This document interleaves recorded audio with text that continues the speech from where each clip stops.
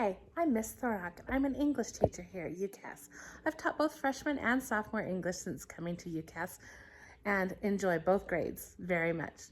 Couple things I just want to introduce you to is our classroom here. You can see right behind me I've got a whole bunch of books. Our classroom library is here for student use.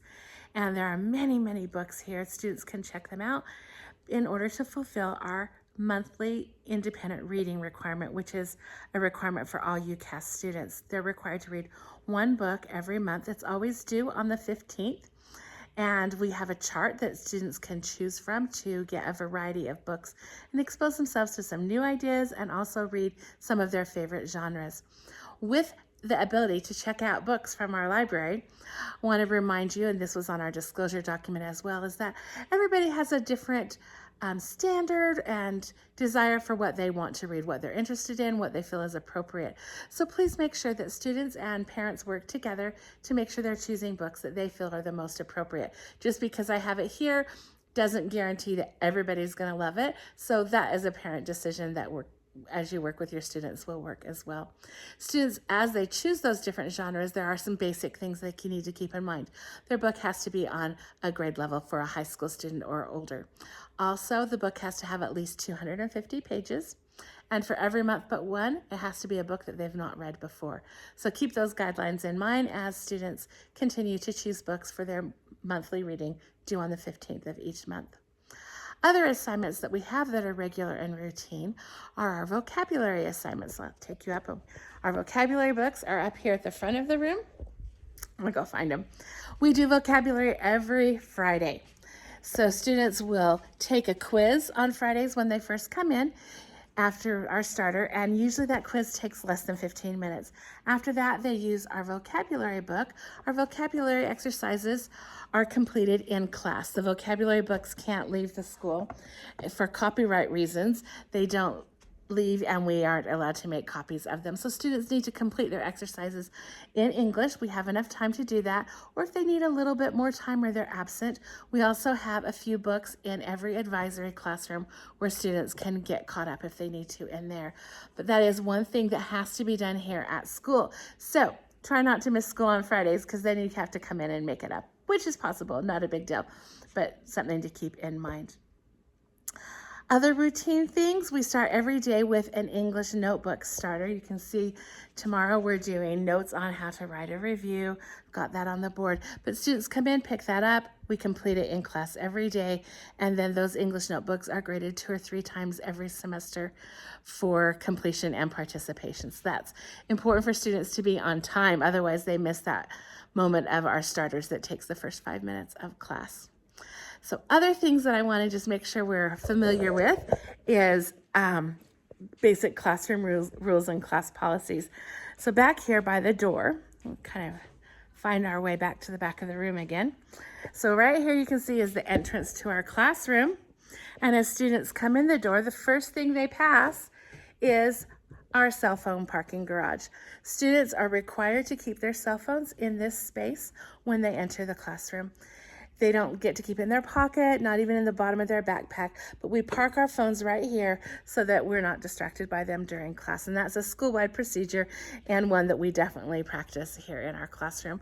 If you need to reach your student during the day, you can always call the front office and they can come and get a message to a student. Otherwise, feel free to call and leave a voicemail for them or a text, but know that they will not have access to that, of course, during class. They can just get it during class break or during their lunch hour or right after school. So we can focus on our learning while we're in class. A couple of other policies that were mentioned on our disclosure I want to go over with you. In English class, our goal is to read, to think, to write, and to develop our own ideas, to think critically and see what ideas are worth having and in sync with our own beliefs. Because of that, we have a very strict policy on plagiarism and use of artificial intelligence. We don't use those technologies that are so wonderful for many things, but we don't use them to do our thinking for us. We do not allow students to use AI to generate their writing or their assignments, because the reason we do writing and assignments in our English class is so that we learn those writing skills, because AI is going to be there in a lot of jobs, but not for everything. So we want to get a good foundation while we're in high school before we enter that world of work and see where those strategies might be appropriate, but they're not appropriate in here. Students who are found to use artificial intelligence or who have plagiarized their assignments will get a 0 on that assignment, and that's a 0 that can't be made up. It also will go into their school records that has happened. Our school has a plagiarism AI detector that all of our writing tasks are automatically sent through, and we found it to be very reliable and accurate. So we want our students to make sure that they are using their integrity to the best of their ability. A couple of other things. First of all is that students need to get their work done on time. And we have a late work policy in English that is for all of our English students. We hope that it's fair and equitable and that students will understand it. But basically what it is that students are asked to turn in their work on time. Surprise. If something happens and that doesn't work, then students have 1 week to get a late assignment turned in. And within that 1 week, there is a penalty that is associated with that late policy. And that is that students can only earn 70% on a late assignment. We do have a gift for our students. I'll kind of blur a name here. And that is an oops slip that we give to our students. And they get 2 of those every semester.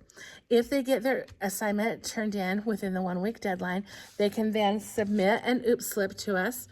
And I will take this and waive the late penalty. This is only twice.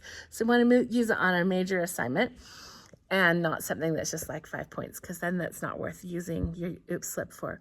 But we understand that sometimes things just happen. Life happens, and so there is a little bit of grace in there, but mostly students are encouraged to get their work done on time. Students will have homework in English on a pretty consistent basis. Not an assignment due every night, but a couple, 2-3 times a week. Usually our assignments are where we start something in class, and then if they don't quite finish, they can take it home. So then it's not like a huge task, usually 15-20 minutes if they have not finished it during class. Depends, of course, from assignment to assignment. Bigger assignments are going to take more time, but then they have more days and more notice about those. And for like a big essay, we'll have a lot of in-class writing time as well, so that the homework isn't overwhelming. They do have their independent reading and, of course, studying for our weekly vocabulary quiz. I think that's about it for all of our rules and policies, but I'm super excited to work with your student and encourage you, please, to reach out. Email is the best way to do communication. If you'll send an email to my UCAS email, and anything you have a question or concern, then we can work things through and be good partners together. Students are also encouraged to use their email. I respond to email during school hours, and we'll get back to you as soon as possible. But hopefully that way we can open the lines of communication and really have a great partnership. Thanks for tuning in to this version of Back to School, and have a great day.